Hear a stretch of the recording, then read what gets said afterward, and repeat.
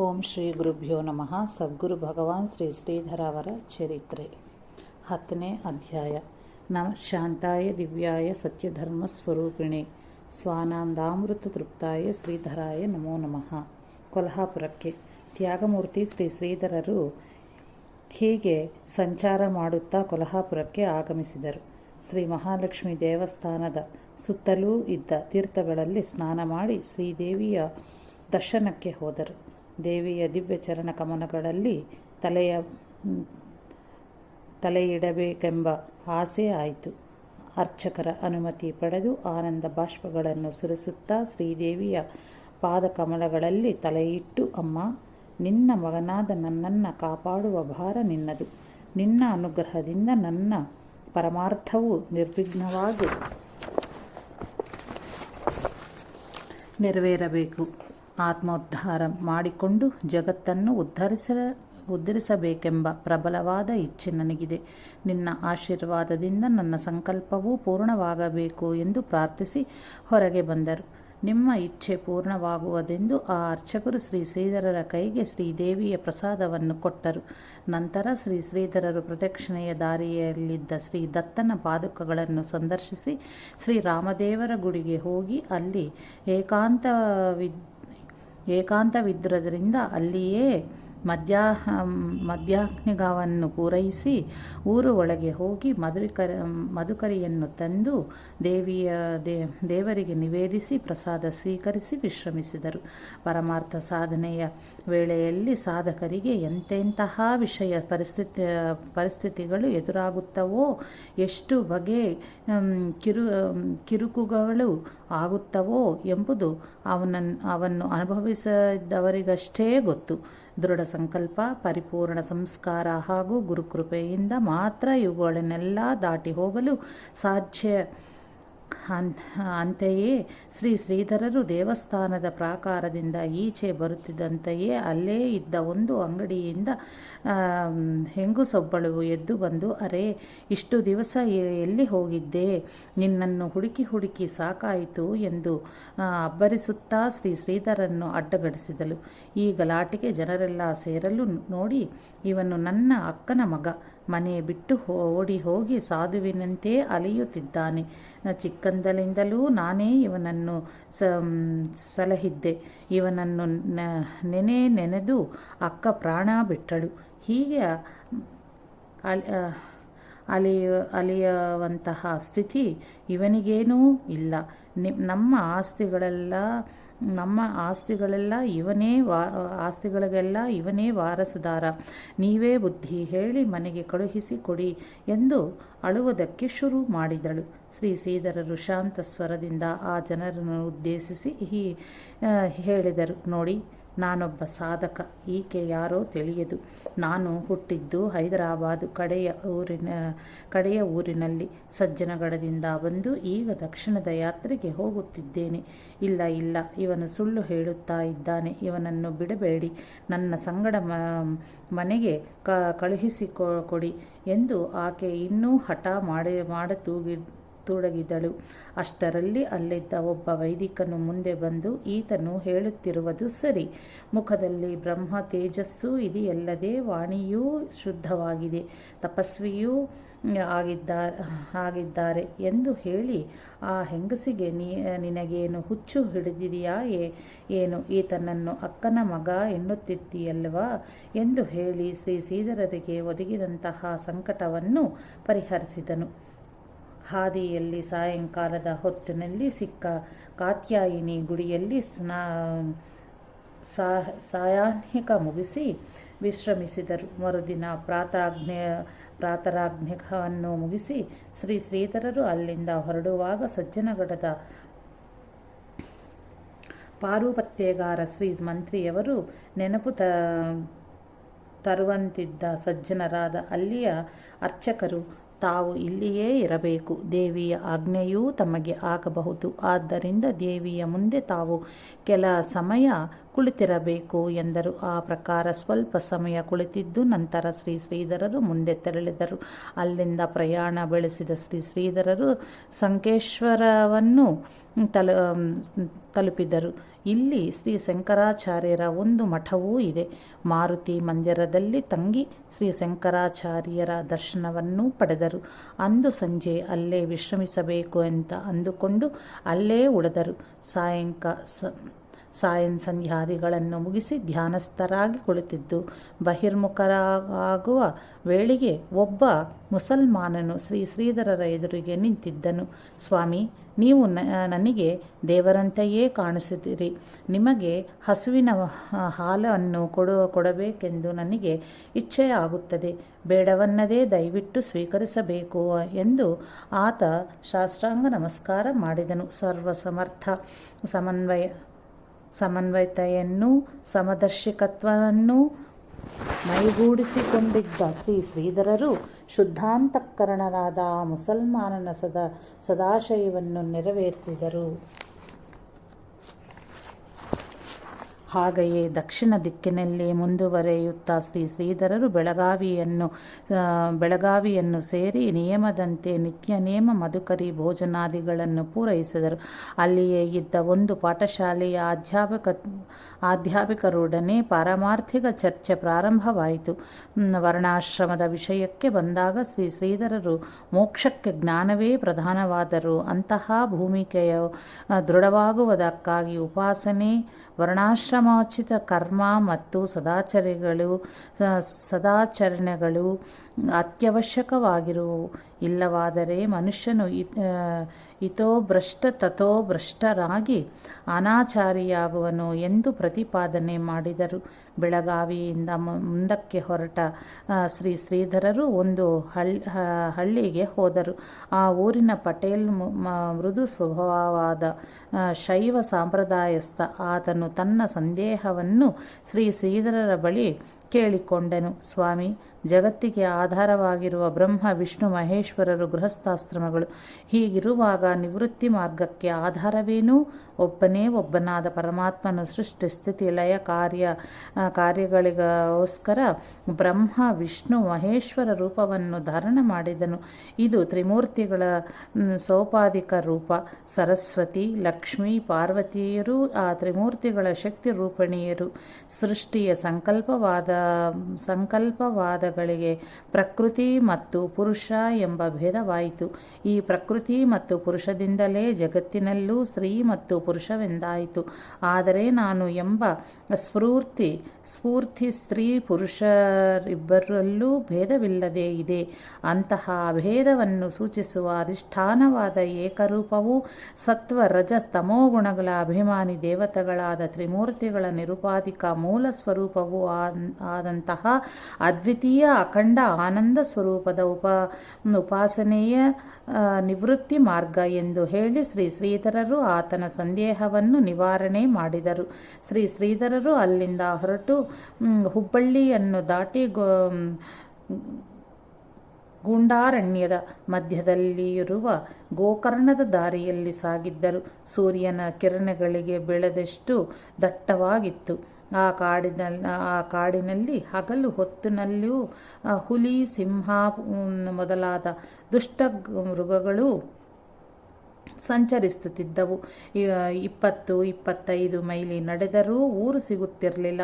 ಸಿಕ್ಕಿದರೂ ಆ ಊರಿನಲ್ಲಿ ಒಂದೆರಡು ಮನೆಗಳು ಇರುತ್ತಿದ್ದವು. ಹೀಗಾಗಿ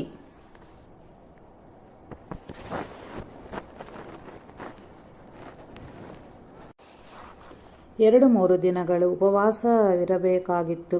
ರಾತ್ರಿಯ ವೇಳೆಯಲ್ಲಿ ರಸ್ತೆಯ ಪಕ್ಕದಲ್ಲಿದ್ದ ಮರಗಳ ಕೆಳಗೆ ಮಲಗಿ ನಿದ್ದೆ ಮಾಡುತ್ತಿದ್ದರು. ಎಷ್ಟೋ ಸಾರಿ ಬೆಳಿಗ್ಗೆ ಎದ್ದು ನೋಡಿದಾಗ ಅವರ ಸಮೀಪದಲ್ಲೇ ದೊಡ್ಡ ದೊಡ್ಡ ಹಾವುಗಳು ಹರಿದು ಹೋದ ಗುರುತುಗಳು, ಹುಲಿಯ ಹೆಜ್ಜೆಗಳು ಕಂಡು ಬರುತ್ತಿದ್ದವು. ವನದಲ್ಲಿ, ಯುದ್ಧದಲ್ಲಿ, ಶತ್ರು, ಜಲ, ಅಗ್ನಿ ಮಧ್ಯದಲ್ಲಿ, ಮಹಾಸಮುದ್ರದಲ್ಲಿ, ಪರ್ವತ ತುದಿಯಲ್ಲಿ, ಸುಪ್ತಾವಸ್ಥೆಯಲ್ಲಿ, ಅಜಾಗೃತವಾಗಿರುವ ಸಮಯದಲ್ಲಿ, ಸಂಕಟ ಕಾಲದಲ್ಲಿ ತಾನು ಮೊದಲು ಮಾಡಿದ ಸುಕೃತವೇ ಮನುಷ್ಯರನ್ನು ರಕ್ಷಿಸುತ್ತದೆ ಯಾರ ಒಂದು ಆದೇಶದ ಮೇರೆಗೆ ಶ್ರೀಧರರು ಹೊರಟಿದ್ದರೋ ಆ ಸದ್ಗುರು ಸಮರ್ಥರೇ ಅವರ ದೇಹವನ್ನು ರಕ್ಷಿಸಬೇಕಷ್ಟೇ. ಅದೊಂದು ಸಂಜೆ ನಡೆಯುತ್ತಾ ಬರುತ್ತಿದ್ದ ಶ್ರೀಧರರು ಬ್ರಾಹ್ಮಣೇತರ ವಸತಿಯಿದ್ದ ಒಂದು ಊರನ್ನು ಸೇರಿದರು. ಎದುರಿಗೆ ಸಿಕ್ಕಿದ ವ್ಯಕ್ತಿಯನ್ನು ಇಲ್ಲಿ ಬಾವಿ ಎಲ್ಲಿದೆ ಎಂದು ವಿಚಾರಿಸಿ ತಿಳಿದುಕೊಂಡು ಸ್ನಾನ ಸಂಧ್ಯಾದಿಗಳನ್ನು ಮುಗಿಸಿದರು. ಅದುವರೆಗೂ ಅಲ್ಲೇ ಕಾದು ಕುಳಿತಿದ್ದ ಆ ವ್ಯಕ್ತಿ ತನ್ನ ಮನೆಗೆ ಶ್ರೀಧರನ್ನು ಕರೆದುಕೊಂಡು ಹೋಗಿ ಎಲೆಯ ತುಂಬ ಕರೆದ ಪದಾರ್ಥಗಳನ್ನು ಬಡಿಸಿದನು. ನನಗೆ ಬಾಳೆಹಣ್ಣು ಕೊಟ್ಟರೆ ಸಾಕು, ಬಾಕಿ ಪದಾರ್ಥಗಳನ್ನು ತಿನ್ನುವುದಿಲ್ಲ ಎಂದು ಶ್ರೀಧರಂದರು. ಶಾಂಡಿಲ್ಯ ಮಹಾರಾಜರು ಕುಂಬಾರವಾಡಿ ಎಂಬ ಹೆಸರನ್ನು ಹೊಂದಿದ್ದ ಒಬ್ಬ ಸಾಧುಗಳು ನಮ್ಮ ಕೈ ಅಡಿಗೆಯನ್ನು ಸ್ವೀಕರಿಸುತ್ತಿದ್ದರು. ಅಂದ ಮೇಲೆ ನಿಮಗೇನು ಅಡ್ಡಿ ಎಂದು ಆತ ಸ್ವಲ್ಪ ಒರಟಾಗಿಯೇ ಕೇಳಿದನು. ಸಾಧಕರು ಆಚಾರವನ್ನು ಬಿಟ್ಟರೆ ಸಿದ್ಧರಾಗುವುದಿಲ್ಲ. ಸಿದ್ಧರಾದವರು ಬೇಕಾದರೆ ಆಚಾರವನ್ನು ಪಾಲಿಸಬಹುದು ಅಥವಾ ಬಿಡಬಹುದು, ಅದು ಅವರಿಗೆ ಸೇರಿದ್ದು. ಆಚಾರವನ್ನು ಬಿಟ್ಟರೆ ಅವರಿಗೆ ಬಾಧಕವೇನೂ ಇಲ್ಲ. ಪಾಲಿಸಿದರೆ ಬೇರೆಯವರಿಗೆ ಅನುಕರಣೀಯವಾಗಿ ಇರುತ್ತದೆ. ಅದೇ ಅನುಕರಣೀಯವಾಗಿ ಇರುತ್ತದೆ. ನಾನಿನ್ನೂ ಆದ್ದರಿಂದ ಆಚಾರವನ್ನು ಪಾಲಿಸುತ್ತೇನೆ ಎಂದು ಹೇಳಿ ಶ್ರೀಧರರು ಆತನನ್ನು ಸಮಾಧಾನಗೊಳಿಸಿ ಹಣ್ಣನ್ನು ಮಾತ್ರ ಸ್ವೀಕರಿಸಿ ಮುಂದೆ ನಡೆದರು. ಶ್ರೀ ಗೋಕರ್ಣ ಕ್ಷೇತ್ರದಲ್ಲಿ ಶ್ರೀ ಶಂಕರ ಆತ್ಮಲಿಂಗ ಇರುವ ಭೂ ಕೈಲಾಸವೆಂದು ಪ್ರಸಿದ್ಧವಾದ ಶ್ರೀ ಗೋಕರ್ಣ ಕ್ಷೇತ್ರವನ್ನು ಶ್ರೀಧರರು ಪ್ರವೇಶಿಸಿದರು. ಆ ವೇಳೆಗಾಗಲೇ ರಾತ್ರಿಯಾಗಿದ್ದರಿಂದ ಅಲ್ಲೇ ಇದ್ದ ಮಹಾಕಾಳಿ ಮಂದಿರದಲ್ಲಿ ವಿಶ್ರಮಿಸಿ ಮರುದಿನ ಪ್ರಾತಃ ಕಾಲ ಶ್ರೀ ಮಹಾಬಲೇಶ್ವರ ದರ್ಶನವನ್ನು ಪಡೆದು ಶ್ರೀಧರರು ಆನಂದ ಕೂಡಿದರು. ಮಧ್ಯಾಹ್ನದ ಸ್ನಾನವನ್ನು ಕೋಟಿ ತೀರ್ಥದಲ್ಲಿ ಮಾಡಿ ಮಧುಕರಿ ಭೋಜನ ಸ್ವೀಕರಿಸಿ ಸಮುದ್ರದ ದಡದಲ್ಲಿ ಇರುವ ರಾಮತೀರ್ಥದಲ್ಲಿ ಸಂಜೆ ಸ್ನಾನ ಮಾಡಿ ಅಗ್ನಿಕಾದಿಗಳನ್ನು ಮುಗಿಸಿ ಕುಳಿತರು. ಕೆಲವು ದಿನ ಶ್ರೀಧರರು ಆ ಕ್ಷೇತ್ರದಲ್ಲೇ ಇದ್ದರು. ಹಿಂದೆ ಸಜ್ಜನಗಢದಲ್ಲಿ ಪರಿಚಿತರಾಗಿದ್ದ ಶ್ರೀ ಮಹಾಬಲೇಶ್ವರ ಭಟ್ಟರ ಮತ್ತು ಒಬ್ಬ ಸಾರಸ್ವತ ಸ್ತ್ರೀಯವರ ಭೇಟಿ ಅಲ್ಲಿ ಆಯಿತು.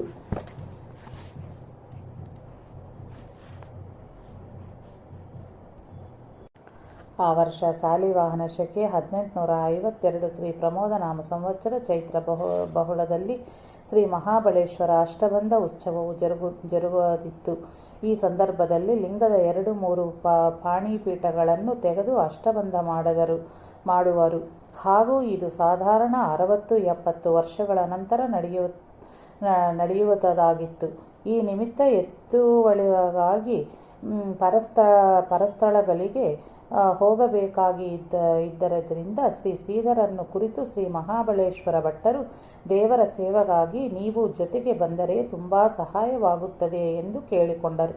ದೇವರ ಸೇವೆಯಲ್ಲಿ ಆಸಕ್ತರಾಗಿದ್ದ ಶ್ರೀಧರರು ಅದಕ್ಕೆ ಸಮ್ಮತಿಸಿದರು. ಅದರಂತೆ ಎತ್ತುವಳಿಗಾಗಿ ಹೋದಾಗ ಜನರು ಕೂಡತಿದ್ದ ಅಕ್ಕಿ, ತೆಂಗಿನಕಾಯಿ, ಬಾಳೆ ಎಳೆ ಮುಂತಾದವುಗಳನ್ನು ಹೊತ್ತು ತಂದು ಸೇಕರಿಸಿ ಇಡುವುದು ಶ್ರೀಧರರ ಕೆಲಸವಾಗಿತ್ತು. ಎತ್ತುವಳಿಗಾಗಿ ಹೀಗೆ ಸಂಚರಿಸುತ್ತಿರುವಾಗ ಕೆಕ್ಯಾರು ಎಂಬ ಊರಿನಲ್ಲಿ ಆಧ್ಯಾತ್ಮಿಕ ಮನೋಭಾವವುಳ್ಳವರು ಮತ್ತು ಕವಿಗಳೂ ಆಗಿದ್ದ ಶ್ರೀ ಶಿವಭಟ್ಟರೆಂಬುವವರು ಪರಿಚಯ ಶ್ರೀಧರರಿಗೆ ಆಯಿತು. ಶ್ರೀಧರರ ನಿಲುವನ್ನು ಅರಿತ ಶ್ರೀ ಶಿವಭಟ್ಟರು ಶ್ರೀಧರರನ್ನು ಕುರಿತು 1-2 ಪ್ರಶ್ನೆಗಳನ್ನು ಕೇಳಿದರು. ಸಮರ್ಪಕ ಉತ್ತರವಿತ್ತ ಶ್ರೀಧರರ ಮೇಲೆ ಸಂಸ್ಕೃತದಲ್ಲಿ ಮನ್ಯೇ ಪರಬ್ರಹ್ಮ ಸುಶಾಂತಮೇಕಂ, ಧನದ ಇಚ್ಛೆ ಇಲ್ಲ, ಕೀರ್ತಿಯ ಅಭಿಲಾಷೆ ಇಲ್ಲ, ವಿದ್ಯೆಯ ಗರ್ವ ಅಭಿಮಾನ ಇಲ್ಲ, ಆನಂದ ಘನವಾಗಿರುವ ಸುಶಾಂತ ಪರಬ್ರಹ್ಮವನ್ನು ಮಾತ್ರ ಶ್ರೀಧರರು ಇಚ್ಛಿಸುವರು ಎಂದು ಅರ್ಥ ಕೊಡುವ ಕೆಲವು ಶ್ಲೋಕಗಳನ್ನು ರಚಿಸಿದರು. ಈ ಸಾಧುಗಳಿಗೆ ಇಂತಹ ಕೆಲಸಗಳನ್ನು ಕೊಡಬೇಡರಿ ಎಂದು ಅವರು ಮಹಾಬಲೇಶ್ವರ ಭಟ್ಟರಿಗೆ ಹೇಳಿದರೂ ಶ್ರೀಧರರು ಮಾತ್ರ ಕಾಯಕವನ್ನು ಬಿಡಲಿಲ್ಲ. ಸಂಚಾರದ ಮಧ್ಯದಲ್ಲಿ ಸವಿಲುಗೊಣ ಎಂಬ ಊರಿಗೆ ಹೋದಾಗ ಅಲ್ಲಿ ಹಕ್ಕಿ ರಾಮಭಟ್ಟರೆಂಬುವ ಮನೆಗೆ ಹೋದರು. ಅವರು ಸಿರಿಸಿ ತಾಲೂಕಿನ ಶಿಗೇಹಳ್ಳಿ ಪರಮಾನಂದ ಮಠದ ಪಾರುಪತ್ಯಗಾರ ಆಗಿದ್ದರು. ಅವರ ಮನೆಯಲ್ಲಿ ಎದುರಿಗೆ ಗೋಡೆಯ ಮೇಲೆ ತೂಗು ಹಾಕಿದ್ದ ಒಂದು ಚಿತ್ರವನ್ನು ಕಂಡು ಶ್ರೀ ಶ್ರೀಧರರು ರಾಮಭಟ್ಟರನ್ನು ಕುರಿತು ಇದು ಯಾರ ಚಿತ್ರ ಎಂದು ವಿಚಾರಿಸಿದರು. ಇವರು ನಮ್ಮ ಗುರುಗಳಾದ ಶ್ರೀ ಶಿವಾನಂದ ಸರಸ್ವತಿ ಸ್ವಾಮಿಗಳು ಶೀಗೇಹಳ್ಳಿಯಲ್ಲಿ ಮಠದಲ್ಲಿ ಇದ್ದಾರೆ. ನಿಮ್ಮಂತಹ ನಿಸ್ಪೃಹರನ್ನು ಕಂಡರೆ ನಮ್ಮ ಗುರುಗಳು ಸಂತೋಷ ಪಡುತ್ತಾರೆ. ನೀವು ಒಮ್ಮೆ ಆ ಕಡೆಗೆ ಬನ್ನಿ ಎಂದರು. ಯೋಗವು ಬಂದರೆ ಬರವೇನು, ಇಂತಹ ಕಡೆಗೆ ಹೋಗಬೇಕೆಂಬ ಸಂಕಲ್ಪ ಇಲ್ಲ ಎಂದು ಶ್ರೀ ಶ್ರೀಧರರು ನುಡಿದರು. ಒಂದು ದಿನ ಮಧ್ಯಾಹ್ನ ಊಟದ ಸಮಯ ಮಹಾಬಲೇಶ್ವರ ಭಟ್ಟರು ಶ್ರೀ ಶ್ರೀಧರನ್ನು ಕೇವಲ ಭಿಕ್ಷೆಯಿಂದಲೇ ಜೀವನ ನಡೆಸುತ್ತಿದ್ದ ಒಬ್ಬ ಅತಿ ಬಡವನ ಮನೆಗೆ ಕರೆದುಕೊಂಡು ಹೋದರು. ಸ್ನಾನಾದಿಗಳನ್ನು ಮುಗಿಸಿ ಊಟಕ್ಕೆ ಕುಳಿತ ಇವರಿಬ್ಬರಿಗೆ ಆ ಬಡ ದಂಪತಿಗಳು ಶ್ರದ್ಧಾಭಕ್ತಿಯಿಂದ ಉಣಬಡಿಸಿ ಉಪಚರಿಸಿದರು. ಪಾತ್ರೆ ಖಾಲಿಯಾದಂತೆ ಕಂಡು ಬಂದಿತು. ಶ್ರೀ ಶ್ರೀಧರರು ಅಲ್ಲಿಂದ ಹೊರಟು ಬರುತ್ತಿರುವಾಗ, ಮಹಾಬಲೇಶ್ವರ ಭಟ್ಟರೇ, ನೀವು ಹೀಗೇಕೆ ಮಾಡಿದಿರಿ? ನಮಗೆ ಊಟ ಹಾಕಿ ಆ ದಂಪತಿಗಳು ಈ ದಿನ ಉಪವಾಸವಿರಬೇಕಾಗಿ ಬಂತೋ ಏನೋ? ಪಕ್ಕದಲ್ಲೇ ಇದ್ದ ಶ್ರೀಮಂತರ ಮನೆಗೆ ಹೋಗಬಹುದಾಗಿತ್ತಲ್ಲವೇ ಎಂದರು. ಇವರ ಬಡತನ ಮತ್ತು ಬವಣೆಯೂ ನನಗೆ ಮೊದಲೇ ಗೊತ್ತಿದ್ದರೆಂದಲೇ ನಿಮ್ಮಂತಹ ಸಾಧು ಸಂತರ ಕೃಪೆ ಇವರ ಮೇಲೆ ಆಗಲೆಂದೇ ನಾನು ನಿಮ್ಮನ್ನು ಕರೆದೊಯ್ದು ಎಂದರು. ಅಂತೆಯೇ ಶ್ರೀ ಶ್ರೀಧರರ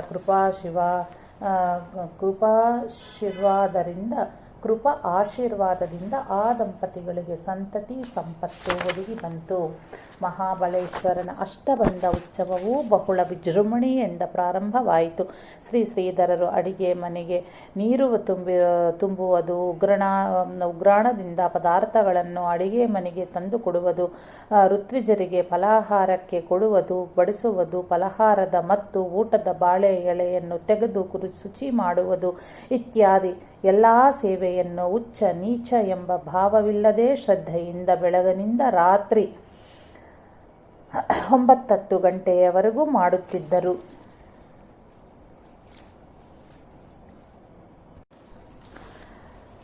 ಭಾವವಿಲ್ಲದೆ ಶ್ರದ್ಧೆಯಿಂದ ಬೆಳಗಿನಿಂದ ರಾತ್ರಿ 8-9 ಗಂಟೆಯವರೆಗೂ ಮಾಡುತ್ತಿದ್ದರು. ನಂತರ ಸಮುದ್ರದ ದಡದಲ್ಲಿರುವ ರಾಮತೀರ್ಥದ ಬಳಿಯೋ ಅಥವಾ ಗುಡ್ಡದ ಮೇಲೆ ಇರುವ ಭರತ ಮಂದಿರದಲ್ಲೋ ಅಥವಾ ಪಕ್ಕದಲ್ಲಿ ಇದ್ದ ಗುಹೆಗಳಲ್ಲೋ ವಿಶ್ರಮಿಸಿ ಬೆಳಗಾದ ಕೂಡಲೇ ಸೇವೆಗೆ ಬಂದು ಬಿಡುತ್ತಿದ್ದರು. ಆದ್ದರಿಂದ ಸ್ವಲ್ಪವೂ ಬೇಸರಿಸದೆ ಶ್ರದ್ಧೆ ಉತ್ಸಾಹಗಳಿಂದ ಸೇವೆ ಮಾಡುತ್ತಿದ್ದ ಶ್ರೀ ಶ್ರೀಧರನ್ನು ಕಂಡು ಆಶ್ಚರ್ಯಪಡುತ್ತಿದ್ದ ಜನರಿಗೆ ಇವರು ಯಾರು, ಎಲ್ಲಿಯವರು ಎಂಬ ವಿಷಯವೇ ತಿಳಿಯುತ್ತಿರಲಿಲ್ಲ. ಉತ್ಸವದ ಕೊನೆಯ ದಿನ ಲೆಕ್ಕವಿಲ್ಲದಷ್ಟು ಜನ, ಎಷ್ಟು ಪಂಕ್ತಿಗಳಲ್ಲಿ ಕುಳಿತು ಜನ ಊಟ ಮಾಡಿದರೋ ಲೆಕ್ಕವೇ ಇಲ್ಲ. ಬಡಿಸುವುದರಲ್ಲೇ ನಿರತರಾಗಿದ್ದ ಶ್ರೀ ಶ್ರೀಧರನ್ನು ಒಬ್ಬರು ಭಟ್ಟರು ಕೇಳಿದರು, ಶ್ರೀಧರ ಸಾಧುಗಳೇ, ಇಂದು ಎಷ್ಟು ಜನ ಆಗಿರಬಹುದು ಅಂತ. ಏಕಾಂಶೇನ ಸ್ಥಿತೋ ಜಗತ್, ಈ ಜಗತ್ತೇ ಪರಬ್ರಹ್ಮ ಸ್ವರೂಪದ ಒಂದಾಂಶವಾಗಿ ಇರುವಾಗ ಈ ಲೆಕ್ಕ ಎಷ್ಟರದು? ಶ್ರೀ ಶ್ರೀಧರರ ಈ ಉತ್ತರದಿಂದ ಎಲ್ಲರೂ ಆಶ್ಚರ್ಯಪಟ್ಟು ಈತ ಸಾಮಾನ್ಯವಲ್ಲ ಎಂದು ತಿಳಿದುಕೊಂಡರು. ಶ್ರೀ ಶ್ರೀಧರರ ಸೇವೆಯಿಂದ ಸಂತೋಷಗೊಂಡ ಗೋಕರ್ಣದ ಜನತೆ ಕಾರ್ಯಕಾರಿ ಮಂಡಳಿಯವರ ಜೊತೆ ಶ್ರೀ ಶ್ರೀಧರರ ಫೋಟೋ ತೆಗೆಸಿ ಅಭಿನಂದಿಸಬೇಕು ಎಂದು ನಿರ್ಣಯಿಸಿತು. ಈ ವಿಷಯ ತಿಳಿದ ಕೂಡಲೇ ಶ್ರೀ ಶ್ರೀಧರರು ಯಾರಿಗೂ ತಿಳಿಸದೆ ಅಲ್ಲಿಂದ ಹೊರಟೇ ಬಿಟ್ಟರು. ಗೋಕರ್ಣದಿಂದ ತೆರಳಿದ ಶ್ರೀ ಶ್ರೀಧರರು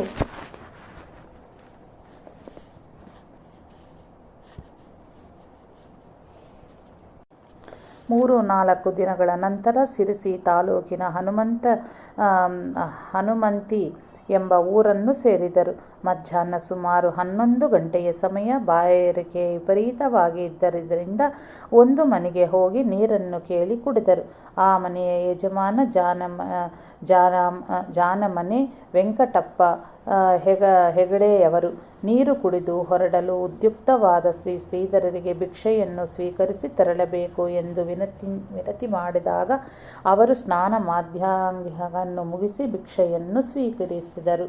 ನಂತರ ಜಗಲಿಯಲ್ಲಿ ಕುಳಿತಾಗ ಅಲ್ಲಿದ್ದ ಶ್ರೀ ಶಿವಾನಂದ ಸ್ವಾಮಿಗಳವರ ಚಿತ್ರದ ಕಡೆ ಶ್ರೀಧರರ ದೃಷ್ಟಿ ಹಾಯಿಸಿದದನ್ನು ಕಂಡು ಹೆಗಡೆಯವರು, ಇವರು ಶೀಗೇಹಳ್ಳಿ ಮಠದಲ್ಲಿ ಇರುವ ನಮ್ಮ ಗುರುಗಳು. ಯಾರಾದರೂ ಅಲ್ಲಿಂದ ಜನ ಬಂದರೆ ನಿಮ್ಮನ್ನು ಅವರೊಡನೆ ಕಳುಹಿಸುತ್ತೇನೆ ಎಂದರು. ಶ್ರೀಧರರು, ಅಲ್ಲಿಗೆ ಹೋಗುವ ಜನರು ಯಾರಾದರೂ ಇಲ್ಲಿಗೆ ಬಂದರೆ ಯೋಗವಿದೆ ಎಂದು ತಿಳಿದು ಅಲ್ಲಿಗೆ ಹೋಗುತ್ತೇನೆ ಎಂದರು. ಆಶ್ಚರ್ಯ! ಅಷ್ಟರಲ್ಲಿ ಮಕ್ಕಳ ತಾಯಿ ಮನೆ ಮಂಜಪ್ಪನವರು ಅಲ್ಲಿಗೆ ಬಂದರು. ಯೋಗವಿದೆ ಎಂದು ತಿಳಿದು ಶ್ರೀಧರರು ಅವರೊಡನೆ ಶೀಗೇಹಳ್ಳಿಗೆ ಪ್ರಯಾಣ ಬೆಳೆಸಿದರು. ಶೀಗೇಹಳ್ಳಿ ಮಠಕ್ಕೆ. ಶೀಗೇಹಳ್ಳಿ ಶಿರಸಿ ತಾಲೂಕಿನ ಒಂದು ಊರು. ಗೃಹಸ್ಥಾಶ್ರಮದಲ್ಲಿ ಇದ್ದಾಗಲೇ ವೈರಾಗ್ಯವನ್ನು ಹೊಂದಿ ಸನ್ಯಾಸಾಶ್ರಮವನ್ನು ಸ್ವೀಕರಿಸಿದ ಶ್ರೀ ಶಿವಾನಂದ ಸ್ವಾಮಿಗಳು ಇಲ್ಲಿಯೇ ಇರುತ್ತಿದ್ದರು. ಶ್ರೀ ಶಿವಾನಂದ ಪೂರ್ವಾಶ್ರಮದ ಹೆಸರು ತಿರುಮಲ ಭಟ್ಟರೆಂದಿತ್ತು.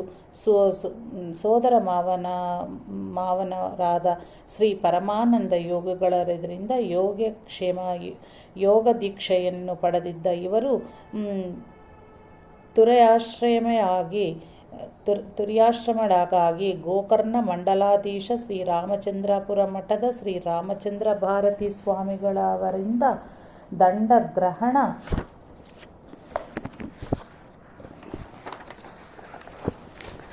ಮಾಡುತ್ತಿದ್ದರು. ಭಕ್ತರೆಲ್ಲರೂ ಸೇರಿ ಕಟ್ಟಿಕೊಟ್ಟು ಮಠಕ್ಕೆ ಪರಮಾನಂದ ಮಠವೆಂದು ತಮ್ಮ ಗುರುಗಳ ಹೆಸರನ್ನೇ ಇಟ್ಟರು. ಶ್ರೀ ದತ್ತಾತ್ರೇಯರಿಂದ ಸನ್ಯಾಸ ಸ್ವೀಕಾರದ ಆದೇಶ ಬಂದದ್ದರಿಂದ ಶ್ರೀ ದತ್ತಾತ್ರೇಯನ್ನೇ ಮಠದ ಆರಾಧ್ಯ ದೈವತನ್ನಾಗಿ ಮಾಡಿದರು. ದಿನದಿನಕ್ಕೂ ಆಗುತ್ತಿರುವ ಧರ್ಮಗ್ಲಾನಿಯನ್ನು ನೋಡಿ ಜನರೆಲ್ಲರೂ ಧರ್ಮನಿಷ್ಠರಾಗಿ ಬಾಳಬೇಕೆಂಬುದೇ ಇವರ ಆಶಯವಾಗಿತ್ತು. ಶ್ರೀಧರರು ಮಠವನ್ನು ಪ್ರವೇಶಿಸಿ ಶ್ರೀ ಶಿವಾನಂದ ಸ್ವಾಮಿಗಳ ದರ್ಶನ ಪಡೆದರು.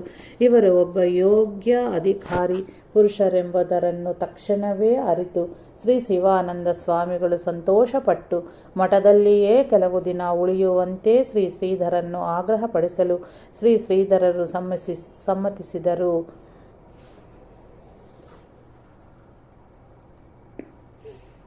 ಯೋಗಿ ಪೂಳಾಕಾಚ ಯೋಗೇಶ್ವರೇ ಜ್ಞಾನಿ ಪೂಳಾಕಾಚ ಜ್ಞಾನೇಶ್ವರೇ. ದಾಸಬೋಧ. ಯೋಗಿಗಳನ್ನು ಯೋಗಿಗಳೇ ಹಾಗೂ ಜ್ಞಾನಿಗಳನ್ನು ಜ್ಞಾನಿಗಳೇ ತಿಳಿಯಬಲ್ಲರು ಎಂಬಂತೆ ಯೋಗಿವರ್ಯ ಜ್ಞಾನಶ್ರೇಷ್ಠ ಶ್ರೀಧರರ ಯೋಗ್ಯತೆಯನ್ನರಿತು ಶಿವಾನಂದರ ಪ್ರೇಮ ಶ್ರೀಧರಲ್ಲಿ ಅಕ್ಷಯವಾಯಿತು. ಶ್ರೀಧರರು ಅಲ್ಲಿಗೆ ಬಂದು 2 ದಿವಸ ಆಗಿದ್ದವು. ಶಿವಾನಂದ ಶ್ರೀಧರನ್ನು ಶಿವಾನಂದ ತೀರ್ಥದ ಬಳಿಗೆ ಕರೆದುಕೊಂಡು ಹೋಗಿ ಅಲ್ಲಿ ಕುಂಡಲಿನಿ ಯೋಗ, ಶಕ್ತಿ ಚಾಲನೆ ಮುಂತಾದ ಯೋಗಾಭ್ಯಾಸದ ವಿವರಗಳನ್ನು ತಿಳಿಸಿ ತಮ್ಮ ಅನುಭವಗಳನ್ನು ತಿಳಿಸಿದರು. ಅವೆಲ್ಲವನ್ನೂ ಶ್ರದ್ಧೆಯಿಂದ ಶ್ರೀಧರರು ಕೇಳಿದರೂ ಯೋಗಾಭ್ಯಾಸವನ್ನು ಮಾಡುವ ಇಚ್ಛೆ ಪಡಲಿಲ್ಲ. 4-6 ದಿನಗಳಾಗಿರಬಹುದು. ಶಿವಾನಂದ ಸ್ವಾಮಿಗಳ ಮಾತಿನಿಂದ ಮಠದ ಮುಂದಿನ ಅಧಿಕಾರವನ್ನು ತಮಗೇ ಕೊಡುತ್ತಾರೆ ಎಂಬ ಸೂಚನೆಯನ್ನು ಅರಿತು ಶ್ರೀಧರರು ಮರುದಿನ ಮುಂಜಾನೆ ಆ ಸ್ಥಳವನ್ನು ಬಿಟ್ಟು ಮುಂದೆ ಹೊರಟರು. ಯಾಕಂದರೆ ತಾನು ಮಠಾಧಿಪತಿಯಾಗುವುದಿಲ್ಲ ಎಂಬ ಪ್ರತಿಜ್ಞೆಯನ್ನು ಶ್ರೀಧರರು ಮಾಡಿದ್ದರಷ್ಟೇ. ಮುಂದೆ ಸಾಗಿದ ಶ್ರೀಧರರು ಸಿರಸಿಯಿಂದಾಚೆ ಹೋಗುತ್ತಿರುವಾಗ ಒಂದು ಮಧ್ಯಾಹ್ನ ರಸ್ತೆಯ ಪಕ್ಕದಲ್ಲಿ ಒಬ್ಬ ಬ್ರಾಹ್ಮಣರ ಮನೆಗೆ ಹೋದರು. ಭೂತ ಪಿಶಾಚಿಗಳ ಬಾಧೆಯಿಂದ ನರಳುತ್ತಿದ್ದ ಆ ಮನೆಯವರೆಲ್ಲರೂ ಶ್ರೀಧರರ ಪಾದಧೂಳಿಯ ಪ್ರಭಾವದಿಂದ ತಕ್ಷಣವೇ ಹುರುಪಿನಿಂದ ಎದ್ದು ತಮ್ಮ ಅನಿಷ್ಟವೆಲ್ಲ ದೂರವಾಯಿತು ಎಂದು ಭಾವಿಸಿದರು. ಶ್ರೀಧರಿತ್ತ ತೀರ್ಥವನ್ನು ಭಕ್ತಿಯಿಂದ ಸ್ವೀಕರಿಸಿ ಅವರಿಗೆ ಭಿಕ್ಷೆಯನ್ನು ನೀಡಿದರು. ನಂತರ ಆ ಮನೆ ಯಜಮಾನನು ಅಲ್ಲಿಗೆ ಹತ್ತಿರದಲ್ಲಿದ್ದ ಮಂಜುಗುಣಿ ಎಂಬ ಕ್ಷೇತ್ರದ ವಿಷಯವನ್ನು ವರ್ಣಿಸಿದನು. ಒಂದು ಹಸು ಪ್ರತಿನಿತ್ಯವೂ ದನ ಕಾಯುವನ ಕಣ್ಣು ತಪ್ಪಿಸಿ ಹೊರಗೆ ಹೋಗಿ ಒಂದು ಜಾಗದಲ್ಲಿ ಹಾಲನ್ನು ಸುರಿಸುತ್ತಿತ್ತು. ಒಂದು ದಿನ ದನ ಕಾಯುವನು ಆ ದನವನ್ನು ಹಿಂಬಾಲಿಸಿ ಇದೆಲ್ಲವನ್ನೂ ಗಮನಿಸಿ ತನ್ನ ಯಜಮಾನಿಗೆ ತಿಳಿಸಿದನು. ಆ ರಾತ್ರಿ ಯಜಮಾನಿಗೆ ಕನಸಿನಲ್ಲಿ ನಾನಿಲ್ಲಿದ್ದೇನೆ, ನನ್ನನ್ನು ಮೇಲೆ ತೆಗಿ ಎಂದು ವೆಂಕಟರಮಣನ ದೃಷ್ಟಾಂತವಾಗಲು ಆ ಯಜಮಾನನು ಅಲ್ಲಿ ಆಗಿಸಿದಾಗ ವೆಂಕಟೇಶನ ವಿಗ್ರಹ ಇತ್ತು. ಅಲ್ಲಿಯೇ ದೇವಸ್ಥಾನವನ್ನು ನಿರ್ಮಿಸಿದನು. ಕಾಲಕ್ರಮೇಣ ಅಲ್ಲಿ ಒಂದು ಊರೇ ಆಯಿತು. ಅಲ್ಲಿಯೇ ಸ್ವಚ್ಛವಾದ ಕೆರೆಯೂ ಇದೆ. ಅಲ್ಲಿ ರಥೋತ್ಸವವೂ ನಡೆಯುತ್ತದೆ. ಅದನ್ನು ಕೇಳಿದ ಶ್ರೀಧರರು ಮಂಜುಗುಣಿ ಕ್ಷೇತ್ರಕ್ಕೆ ಹೋಗಿ ಒಂದು ದಿನವಿದ್ದು ಸಿರಿಸಿಗೆ ವಾಪಸ್ ಆದರು. ಅಂದು ರಾತ್ರಿ ಶ್ರೀರಾಮರ ಭಕ್ತರಾದ ಗೌಡ ಸರಸ್ವತೊಬ್ಬರು ಮನೆಯಲ್ಲಿ ವಿಶ್ರಮಿಸಿದರು. ಅಲ್ಲಿ ಆ ರಾತ್ರಿ ರಾಮಾಯಣದ ವಿಷಯದಲ್ಲಿ ಸತ್ಸಂಗ ನಡೆಯಿತು. ನಂತರ ಮಧುದೈತ್ಯನ ವಧೆಯಾಯಿತೆಂಬ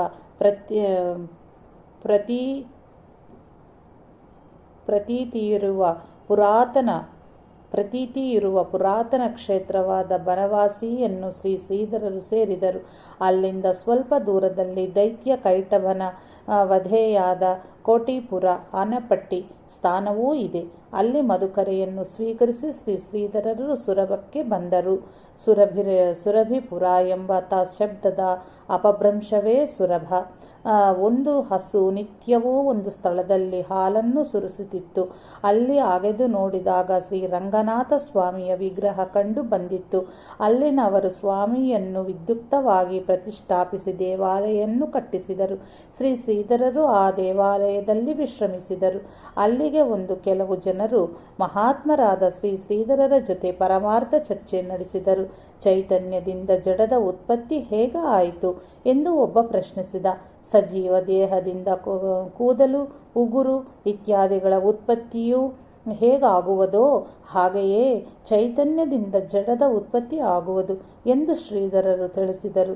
ಇನ್ನೊಬ್ಬನ ಪ್ರಶ್ನೆ, ಒಬ್ಬನೇ ಪರಮಾತ್ಮನು ತನ್ನಿಂದಲೇ ಸೃಷ್ಟಿ ಮಾಡಿ ಅದರಲ್ಲಿ ಪ್ರವೇಶಿಸಿ ಕೊನೆಗೆ ಆ ಸೃಷ್ಟಿಯನ್ನು ತನ್ನಲ್ಲಿಯೇ ಲಯಗೊಳಿಸಿ ತಾನೊಬ್ಬನೇ ಉಳಿಯುತ್ತಾನೆ. ಇದಕ್ಕೆ ಯಾವುದಾದರೂ ಉದಾಹರಣೆಯನ್ನು ಕೊಡಲು ಸಾಧ್ಯವೇ? ಇದಕ್ಕೆ ಜೇಡರ ಹುಳುವಿನ ದೃಷ್ಟಾಂತವನ್ನು ಕೊಡಬಹುದು. ಅದು ತನ್ನಿಂದಲೇ ಬಲೆಯನ್ನು ನಿರ್ಮಿಸಿ ಅದರಲ್ಲಿಯೇ ವಾಸಿಸಿ ಕೊನೆಗೆ ಅದೆಲ್ಲವನ್ನೂ ಲಯಗೊಳಿಸಿ ತಾನೊಂದೇ ಉಳಿಯುವುದು ಎಂದು ಶ್ರೀಧರರು ನುಡಿದರು. ಒಬ್ಬನೇ ಪರಮಾತ್ಮನು ಅನೇಕ ರೂಪ ಹೇಗಾಗುವನು ಎಂದು ಮತ್ತೊಬ್ಬ ಪ್ರಶ್ನಿಸಿದನು. ಒಂದು ಬೀಜವು ನೀರು ಮತ್ತು ಪೃಥ್ವಿಯ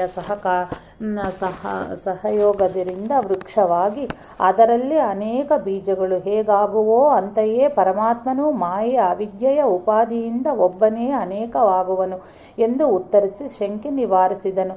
ಅಲ್ಲಿನ ಜನರ ನಾಳೆ ಏಕಾದಶಿ ದ್ವಾದಶಿಯ ಪಾರಣೆಯಂತರ ತಾವು ಮುಂದೆ ಪ್ರಯಾಣ ಬೆಳೆಸಬಹುದು ಎಂಬ ವಿನತಿಯನ್ನು ಮನ್ನಿಸಿ ಏಕಾದಶಿ ಎಂದು ಅನನ್ಯಾಶ್ಚಿಂತಯಂತೋ ಮಾಂ ಯೇ ಜನಾ ಪರ್ಯುಪಾಸತೆ ಎಂಬ ಭಗವದ್ಗೀತೆಯ ಶ್ಲೋಕದ ಮೇಲೆ ಪ್ರವಚನ ನೀಡಿದರು. ದ್ವಾದಶಿಯ ದಿನ ಶ್ರೀಧರರು ಸಾಬಮ್ಮ ಎಂಬ ಪರಮಾರ್ಥ ವಿಚಾರದ ವೃದ್ಧೆಯೊಳೊಬ್ಬಳ ಆಗ್ರಹದಂತೆ ಆಕೆಯೇ ಮನೆಯಲ್ಲಿ ಭಿಕ್ಷೆಯನ್ನು ಮುಗಿಸಿ ಮುಂದೆ ಹೊರಟರು. ಶ್ರೀಧರರು ಸಂಜೆಯ ವೇಳೆಗೆ ರೇಣುಕಾಂಬೆಯ ಕ್ಷೇತ್ರವಾದ ಚಂದ್ರಗುತ್ತಿಯನ್ನು ತಲುಪಿದರು. ಚಂದ್ರಗುತ್ತಿ ದೇವಾಲಯವು ಗುಡ್ಡದ ಮೇಲಿತ್ತು. ಅಲ್ಲಿರುವ ಒಂದು ಗುಹೆಯಲ್ಲಿ ಒಂದು ದೊಡ್ಡ ಶಿಲೆಯು ಲಿಂಗಾಕಾರವಾಗಿದೆ. ಅದೇ ರೇಣುಕಾಂಬ. ನಿತ್ಯ ಪೂಜಾದಿಗಳು ಇದಕ್ಕೆ ನಡೆಯುವವು. ಜಾಗೃತ ಸ್ಥಾನವಾದ ಇಲ್ಲಿಗೆ ಮೈಲಿಗೆಯಲ್ಲಿ ಜನ ಹೋದರೆ ದೊಡ್ಡ ದೊಡ್ಡ ಹೆಜ್ಜೆನುಗಳು ಕಚ್ಚಿ ಓಡಿಸಿ ಬಿಡುವವು. ಶ್ರೀ ಶ್ರೀಧರರು ಶ್ರೀ ರೇಣುಕಾಂಬೆಯ ದರ್ಶನವನ್ನು ಮಾಡಿ ಗುರುಭಟ್ಟರೆಂಬ ಸದ್ಗೃಹಸ್ಥರ ಮನೆಯಲ್ಲಿ ತಂಗಿದರು. ರಾತ್ರಿಯ ಸಮಯದಲ್ಲಿ ವೇದಾಂತ ವಿಚಾರ ನಡೆಯುತ್ತಿದ್ದಾಗ ಶ್ರೀ ಶ್ರೀಧರರು ರೇಣುಕೆಯೇ ಎಂದರೆ ಪಾರ್ವತಿಯ ಅವತಾರ, ಜಮದಗ್ನಿ ಅಂದರೆ ಈಶ್ವರ ಅವತಾರ, ಶಿವಶಕ್ತಿಗಳಲ್ಲಿ ಭೇದವಿಲ್ಲ. ದೇವಿ ಭಾಗವತದಲ್ಲಿ ಅಹಮೇವಾಸ ಪೂರ್ವಂ ತು ಜ್ಞಾನ್ಯಾಚಿನ್ ಗಾದಿಪ, ಈ ಎಲ್ಲಕ್ಕಿಂತಲೂ ಮೊದಲು ನಾನೊಬ್ಬಳೇ ಇದ್ದ, ನನ್ನ ಹೊರತು ಬೇರೆ ಇನ್ನೊಂದು ಇರಲಿಲ್ಲ ಎಂದು ಪಾರ್ವತಿಯು ತನ್ನ ತಂದೆಗೆ ಉಪದೇಶ ಮಾಡಿದ್ದಾಳೆ. ದೇವಿ ಅಂದರೆ ಸ್ತ್ರೀ ಎಂಬ ಭಾವನೆ ಎಷ್ಟೋ ಜನರಲ್ಲಿ ಇದೆ. ಆದರೆ ದೇವಿ ಅಂದರೆ ಬ್ರಹ್ಮಸ್ವರೂಪವೇ ಎಂದು ತಿಳಿದು ಯಾರು ಹಾಗೆ ಉಪಾಸಿಸುವರೋ ಅವರಿಗೆ ಮುಕ್ತಿ ಸಿಗುವುದು. ಎಲ್ಲರ ಆನಂದ ಘನ ಆತ್ಮರೂಪವಳು ಸಚ್ಚಿದಾನಂದಾತ್ಮಿಕ ಎಂದು ವರ್ಣಿಸಲು ಆದ ದೇವಿಯನ್ನು ಯಾರು ಮಾತೆ ಅಥವಾ ಸ್ತ್ರೀ ಎಂದು ಪರಿಗಣಿಸುತ್ತಾರೋ ಅವರು ತಮ್ಮನ್ನೇ ಈ ಭಾವನೆಯಿಂದ ಬಂಧಿಸಿಕೊಂಡಂತಾಗುವುದು. ಯಾ ದೇವಿ ಸರ್ವಭೂತೇಷು ಚಾತ್ಮರೂಪೇಣ ಸಂಸ್ಥಿತ, ನಮಸ್ತಸ್ಮೈ ನಮಸ್ತಸ್ಮೈ ನಮಸ್ತಸ್ಮೈ ನಮೋ ನಮಃ ಎಂದು ದೇವಿ ಸಪ್ತಸ್ಥಿತಿಯಲ್ಲಿ ಹೇಳಿದೆ ಎಂದು ತಿಳಿಸಿದರು. ನಂತರ ಗುರುಭಟ್ಟರು ತಮ್ಮ ಸ್ವಾನುಭಾವವೊಂದನ್ನು ಹೇಳಿದರು.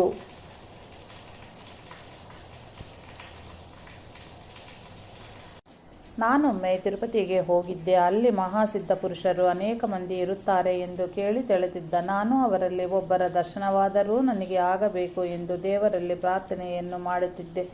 ಜೊತೆಯಲ್ಲಿ ಇದ್ದವರಿಗೆ, ನೀವು ಮುಂದೆ ಹೋಗಿ ಗಿರಿಯ ಮೇಲೆ ದೇವರ ದರ್ಶನವನ್ನು ಮುಗಿಸಿ ನಾನು ನಿಮ್ಮ ಹಿಂದೆ ಬರುತ್ತೇನೆ ಎಂದು ಹೇಳಿ ಅವರನ್ನು ಕಳಿಸಿ ಗಿರಿಯ ಕಾಲುದಾರಿಯಲ್ಲಿ ಹೊರಟೆ. ಸಿದ್ಧರ ದರ್ಶನವನ್ನು ಪಡೆದೇ ಹೋಗಬೇಕು ಎಂಬ ಹಂಬಲದಿಂದ ಸಾಗುತ್ತಿದ್ದ ನನಗೆ ಒಂದು ದೊಡ್ಡ ಕಲ್ಲು ಬಂಡೆ ಕಾಣಿಸಿತು. ಅಲ್ಲಿ ಒಂದು ಗುಹೆ ಇದೆ ಎನಿಸಿತು. ಪ್ರಯಾಸದಿಂದ ಆ ಬಂಡೆಯನ್ನು ಸರಿಸಿ ಒಳ ಹೋದಾಗ ತೇಜಃ ಪುಂಜರು ಆಜಾನುಬಾಹುಗಳೂ ಆಗಿದ್ದ ಸಿದ್ಧರೊಬ್ಬರ ದರ್ಶನವಾಯಿತು. ಅವರನ್ನೇ ನೋಡುತ್ತಾ ಕುಳಿತೆ. ಇನ್ನೇನು ಬೇಡ, ಇಲ್ಲಿಯೇ ಇದ್ದು ಬಿಡೋಣ ಎಂದು ಅನ್ನಿಸತೊಡಗಿತು. ಆಗ ಆ ಸಿದ್ಧರು, ಮಗು, ನಿನ್ನ ಜನ್ಮಾಂತರದ ಸುಕೃತದಿಂದ ಇಂದು ನಿನಗೆ ನನ್ನ ದರ್ಶನವಾಯಿತು. ಆದರೆ ನಿನಗೆ ಬಲವಾದ ಪ್ರವೃತ್ತಿ ಮಾರ್ಗದ ಯೋಗವಿರುವುದರಿಂದ ನೀನು ಇಲ್ಲಿರಲು ಆಗ್ರಹ ಪಡಬೇಡ. ನನ್ನ ಆಶೀರ್ವಾದದಿಂದ ನಿನಗೆಲ್ಲ ಒಳ್ಳೆಯದೇ ಆಗುತ್ತದೆ. ಚಿಂತೆ ಮಾಡಬೇಡ. ಆ ಕಲ್ಲನ್ನು ಹಾಗೆಯೇ ಗುಹೆಯ ಬಾಗಿಲಿಗೆ ಮುಚ್ಚಿ ಹೋಗು ಎಂದು ಆಜ್ಞಾಪಿಸಿದರು. ಅವರಿಗೆ ನಮಸ್ಕರಿಸಿ ಈಚೆ ಬಂದು ಗುಹೆಯ ಬಾಗಿಲನ್ನು ಮುಚ್ಚಿ ಹೊರಟೆ. ಸ್ವಲ್ಪ ದೂರ ನಡೆಯುತ್ತದಂತೆ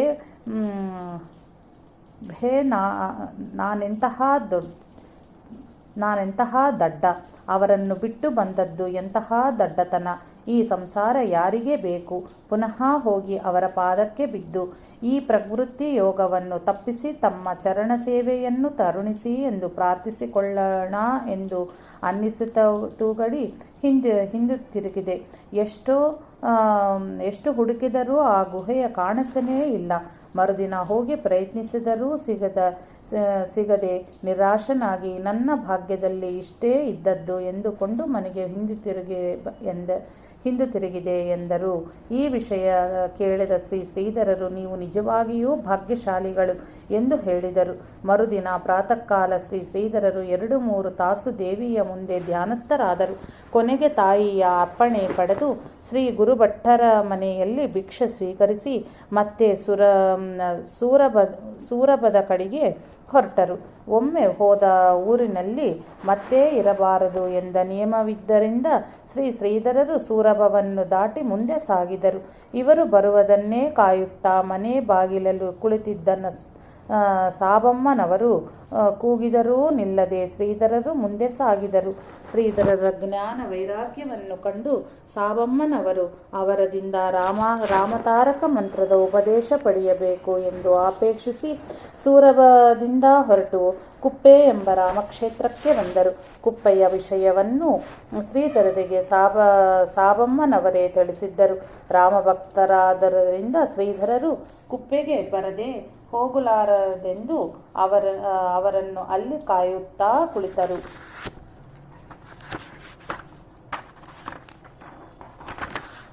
ಕುಪ್ಪೆ ಒಂದು ಸಣ್ಣ ಹಳ್ಳಿ.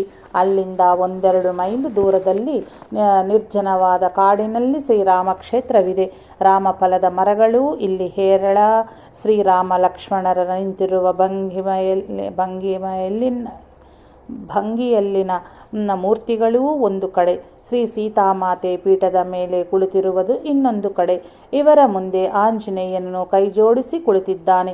ಸಮೀಪದಲ್ಲೇ ಶ್ರೀ ಲಕ್ಷ್ಮಣ ಬಾಣದಿಂದ ನಿರ್ಮಿತವಾದ ಧನುಷ್ಕೋಟಿ ತೀರ್ಥವಿದೆ. ವನಾಂತರ್ಗತವಾದ ಈ ಕ್ಷೇತ್ರದಲ್ಲಿ ಪ್ರಶಾಂತತ ಸನ್ನಿವೇಶವಿದೆ. ಸೂರಭವನ್ನು ದಾಟಿ ಮುಂದೆ ಹೊರಟರೆ ಶ್ರೀಧರರು ನೀರಿನ ವಸತಿಯನ್ನು ಅರಸುತ್ತಾ ಸಾಗುತ್ತಿದ್ದರು. ಕತ್ತಲಾಗುತ್ತಿತ್ತು. ಮಳೆ ಹನಿಯೂ ಇತ್ತು. ಯಾವ ಊರೂ ಸಿಗಲಿಲ್ಲ. ಸ್ನಾನವಾಗಿದ್ದರೆ ದಾರಿಯಲ್ಲೇ ವಿಶ್ರಮಿಸುತ್ತಿದ್ದರು. ಅದೂ ಆಗಿರಲಿಲ್ಲವಾಗಿ ಯಾವುದಾದರೂ ಊರನ್ನು ಸೇರೋಣ ಎಂದು ಮುಂದೆ ಹೋಗುತ್ತಿದ್ದರು. ಮಧ್ಯರಾತ್ರಿ ಆಯಿತು. ಕತ್ತಲು, ಮಳೆ ಹೆಚ್ಚಾದವು.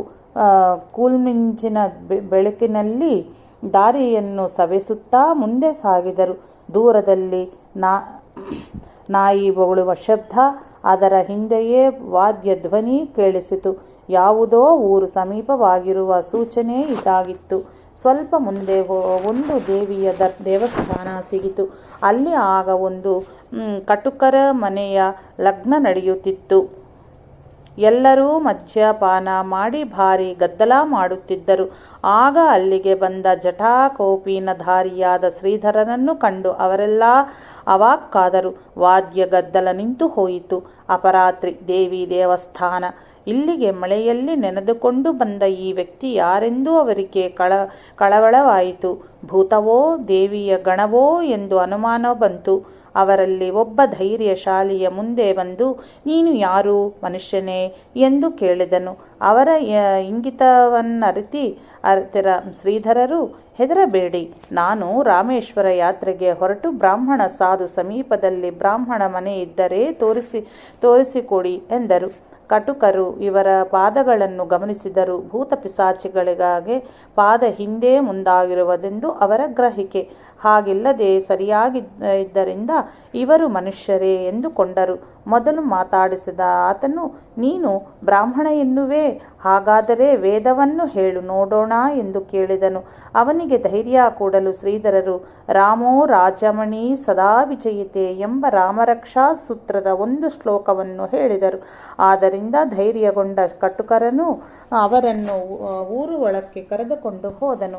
ಊರಿನಲ್ಲಿ ಪ್ರವೇಶಿಸುತ್ತಿರುವಾಗ ಊರಿನ ಪಟೇಲರ 15 ವರ್ಷದ ಹುಡುಗ ಲಘುಶಂಕೆಗೆ ಹೊರಗೆ ಬಂದಿದ್ದನು. ಅವನು ಇವರನ್ನು ನೋಡಿ ಹೆದರಿದನು. ಕಟುಕರವನು ಏನು ಹೇಳಿದರೂ ಹುಡುಗನಿಗೆ ಧೈರ್ಯ ಬರಲಿಲ್ಲ. ನಾನು ಒಳಗೆ ಹೋಗುವವರೆಗೆ ಇಲ್ಲೇ ನಿಂತಿರು ಎಂದು ಹೇಳಿದ ಹುಡುಗ ಮನೆಯೊಳಕ್ಕೆ ಹೋಗಿ ಬಾಗಿಲು ಹಾಕಿಕೊಂಡನು. ಕಟುಕರವನು ಶ್ರೀಧರರನ್ನು ಮುಂದೆ ಒಬ್ಬ ಬಡ ಬ್ರಾಹ್ಮಣನ ಮನೆಗೆ ಕರೆದುಕೊಂಡು ಹೋದನು. ಆ ಮನೆಯವರು ಇನ್ನೂ ಮಲಗಿರಲಿಲ್ಲ. ಆ ಮನೆಯ ಯಜಮಾನಿಗೆ ಕಟುಕರವನು, ಭಟ್ಟರೇ, ಇವರೊಬ್ಬರು ಯಾತ್ರಾ ಹೋಗುತ್ತಿರುವ ಬ್ರಾಹ್ಮಣರು, ಮಂತ್ರ ಹೇಳುತ್ತಾರೆ, ರಾತ್ರಿ ಕಳೆದು ಬೆಳಗ್ಗೆ ಸ್ನಾನ ಮಾಡಿ ಹೋಗುತ್ತಾರೆ ಅಂತ ವಿಚಾರಿಸಿಕೊಳ್ಳಿ ಎಂದು ಹೇಳಿ ಹೊರಟು ಹೋದನು. ಶ್ರೀಧರರು ಆ ಬ್ರಾಹ್ಮಣನಿಗೆ ವಿಶ್ವಾಸವಾಗುವಂತೆ ಮತ್ತಷ್ಟು ಮಾತಾಡಿದರು. ಬೆಳಗಿನ ಸ್ನಾನಕ್ಕಾಗಿ ನೀರಿರುವ ಸ್ಥಳ ವಿಚಾರಿಸಿಕೊಂಡರು. ಅನಂತರ ಆ ಮನೆಯ ಜಗುಳಿಯ ಮೇಲೆ ವಿಶ್ರಮಿಸಿದರು. ಆ ಊರಿನ ಹೆಸರು ಮಳಲಗದ್ದೆ. ಬೆಳಿಗ್ಗೆ ಎದ್ದು ತೋಟದ ಬಾವಿಯಲ್ಲಿ ಸ್ನಾನಾಗ್ನಿಗಳನ್ನು ತೀರಿಸಿದರು. ಆ ಬ್ರಾಹ್ಮಣ ಕೊಟ್ಟು ಹಾಲು ಹಣ್ಣು ಸ್ವೀಕರಿಸಿ ಮುಂದೆ ಸಾಗಿದರು. ದಾರಿಯಲ್ಲಿ ವಿಚಾರಿಸಿಕೊಂಡು ಕುಪ್ಪೆ ಊರನ್ನು ತಲುಪಿದರು. ಅಷ್ಟರಲ್ಲಿ ಸಾಬಮ್ಮನವರು ಅಲ್ಲಿದ್ದು ಶ್ರೀಧರರ ನಿರೀಕ್ಷೆಯಲ್ಲಿ ಇದ್ದರು. ಶ್ರೀಧರನ್ನು ಭಕ್ತಿಯಿಂದ ಸ್ವಾಗತಿಸಿ ಶ್ರೀರಾಮದರ್ಶನಕ್ಕೆ ಕರೆದುಕೊಂಡು ಹೋದರು. ಶ್ರೀಧರರು ಧನುಷ್ಕೋಟಿ ತೀರ್ಥದಲ್ಲಿ ಸ್ನಾನ ಮಾಡಿ ಶ್ರೀರಾಮವನ್ನು ಪೂಜಿಸಿ ಧ್ಯಾನಕ್ಕೆ ಕುಳಿತರು. ಬಹಿರ್ಮುಖರಾದಾಗ ಸಾಬಮ್ಮನವರು ಶ್ರೀರಾಮನ ಅಪ್ಪಣೆಯಾಗಿ ತಮ್ಮಿಂದ ತಾರಕ ಮಂತ್ರ ಉಪದೇಶ ಪಡೆಯಲು ಬಂದಿದ್ದೇನೆ ಎಂದು ಕೈ ಮುಗಿದರು. ಶ್ರೀಧರರು, ನೀನು ಇನ್ಯಾರಿಂದಲಾದರೂ ಉಪದೇಶ ತೆಗೆದುಕೋ ಎಂದು ಹೇಳಿದರು. ಸಾಬಮ್ಮನವರು ದೃಢವಾಗಿ ಶ್ರೀಧರನ್ನು ಬೇಡಿಕೊಳ್ಳಲು ಆರಂಭಿಸಿದರು. ಆ ನಂತರ ಶ್ರೀಧರರು ತ್ರಯೋದಾಕ್ಷರಿ ತಾರಕ ಮಂತ್ರವನ್ನು ಅವರಿಗೆ ಉಪದೇಶ ಮಾಡಿದರು. ಸಾಬಮ್ಮನವರ ಮಗ ಕುಪ್ಪೆ ಊರಿನಲ್ಲಿ ಇದ್ದನು. ಸಾಬಮ್ಮನವರು ಶ್ರೀಧರನ್ನು ಅಲ್ಲಿಗೆ ಕರೆದುಕೊಂಡು ಹೋಗಿ ತನ್ನ ಮನೆಯಲ್ಲೇ ಭಿಕ್ಷೆ ಸ್ವೀಕರಿಸಬೇಕು ಎಂದು ಪ್ರಾರ್ಥಿಸಿದರು. ಶ್ರೀಧರರು ಮಧುಕರಿಯನ್ನು ತೆಗೆದುಕೊಂಡು ಬಂದು ಅವರ ಮನೆಯಲ್ಲಿ ಭಿಕ್ಷೆ ಸ್ವೀಕರಿಸಿದರು. ಅಲ್ಲಿಂದ ಹೊರಟು ದಾರಿಯಲ್ಲಿ ಸಿಕ್ಕಿದ ಉಳವಿ ಎಂಬ ಊರಿನಲ್ಲಿ ಸಾಯಂ ಅಹ್ನಿಗವನ್ನು ಮುಗಿಸಿ ನಾಡಿಗೇರ ಸುಬ್ಬರಾಯರೆಂಬರುವ ಜಗುಳಿಯ ಮೇಲೆ ವಿಶ್ರಮಿಸಿದರು. ಈವರೆಗೆ ಮಲೇರಿಯಾ ಜ್ವರ ಪೀಡಿತವಾದ ಊರುಗಳಲ್ಲಿ ಪ್ರಯಾಣ ಮಾಡಿದ ಶ್ರೀಧರರಿಗೆ ಸ್ವಲ್ಪ ಜ್ವರ ಬರುತ್ತಿತ್ತು. ಅದನ್ನು ಲಕ್ಷಿಸದೆ ಮುಂದೆ ಸಾಗುತ್ತಿದ್ದರು. ಮಾರನೇ ಬೆಳಿಗ್ಗೆ ಸ್ನಾನ ಸಂಧ್ಯಾದಿಗಳನ್ನು ತೀರಿಸಿ ಹೊರಟರು. ಇವರಿಗೆ ಜ್ವರ ಬಂದಿದೆ ಎಂದು ತಿಳಿದ ಮನೆಯವರು ಕಷಾಯವನ್ನು ಮಾಡಿಕೊಟ್ಟರು. ಅದನ್ನು ಕುಡಿದು ಮುಂದಕ್ಕೆ ಹೊರಟು ಲಿಂಗದಹಳ್ಳಿ ಎಂಬ ಊರಿನ ಶಿವಾಲಯದಲ್ಲಿ ತಂಗಿದರು. ಜ್ವರದ ಪ್ರಮಾಣ ಏರುತ್ತಲಿತ್ತು. ದೇವಸ್ಥಾನದ ಸಮೀಪದಲ್ಲಿದ್ದ ಸುಬ್ರಾಯರೆಂಬ ಬ್ರಾಹ್ಮಣರ ಮನೆಯಲ್ಲಿ ಕಷಾಯ ಮಾಡಿಸಿಕೊಂಡು ಕುಡಿದು ಮುಂದೆ ಹೋದರು. ನಮಃ ಶಾಂತಾಯ ದಿವ್ಯಾಯ ಸತ್ಯಧರ್ಮ ಸ್ವರೂಪಿಣೆ ಸ್ವಾನಂದಾಮೃತ ತೃಪ್ತಾಯ ಶ್ರೀಧರಾಯ ನಮೋ ನಮಃ. ಸದ್ಗುರು ಭಗವಾನ್ ಶ್ರೀಧರಾರ್ಪಣಮಸ್ತು.